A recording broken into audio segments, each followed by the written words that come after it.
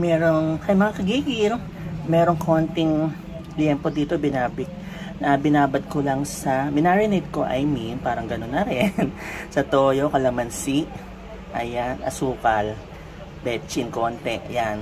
Gagawin nating barbecue sa kawali. Okay, liempo. Start na tayo. Ayan, lagyan na po tayo ng tubig, no? Para tuloy-tuloy na natin palambutin ang ating liempong barbecue. Ayan. Luto na, no? Tikman nga natin. Saka kung lumambot.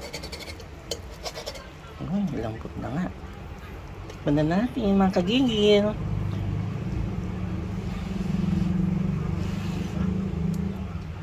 Ay, oh my,